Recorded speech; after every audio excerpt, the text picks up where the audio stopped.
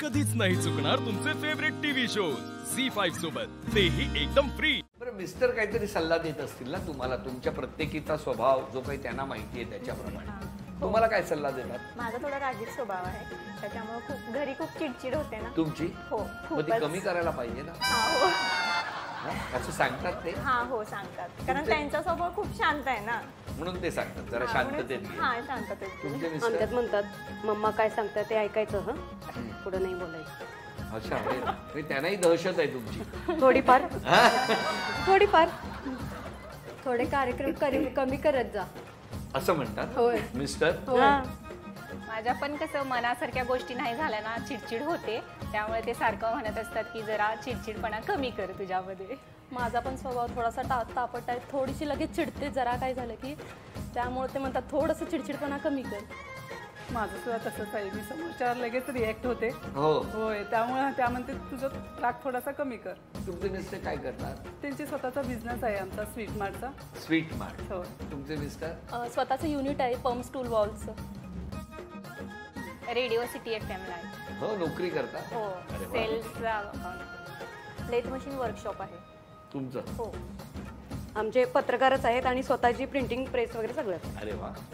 Patil gas enterprises तिथे नोकरीला आहे. हो, म्हणून ते सतत गॅसवर तुम्ही ठेवता त्या म्हणजे टेन्शन मध्ये सतत टेन्शन मध्ये. आज घरी गेल्यानंतर काय होईल त्याचं टेन्शन असतं. मी नाही त्रास देत. नाही, आम्ही कुठे म्हटलं देता म्हणून.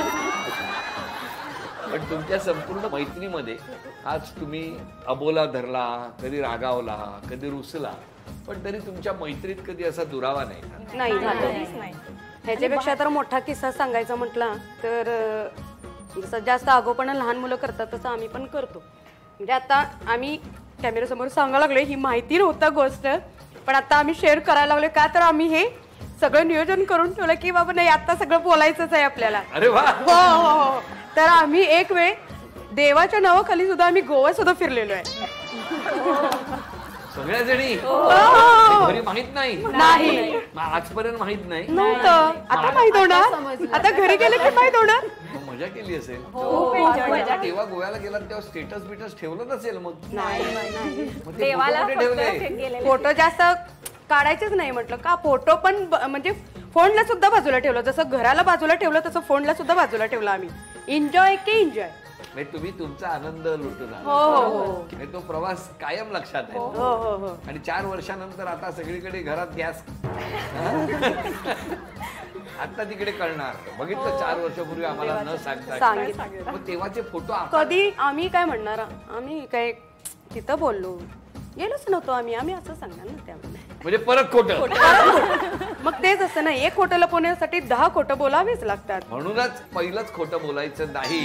ते टीव्ही समोर आज कार्यक्रम बघतायत माझे लहान मित्र, त्यांना विनंती आहे कुणीही खोटं बोलायचं नाही. कारण आज यांनी इतके दिवस लपवून ठेवलेली गोष्ट त्यांच्या मनात होती आणि ते आज सगळ्यांच्या समोर त्यांनी सांगितलं की त्यावेळेला आम्ही असं केलं, पण ते करणं चुकीचं आहे.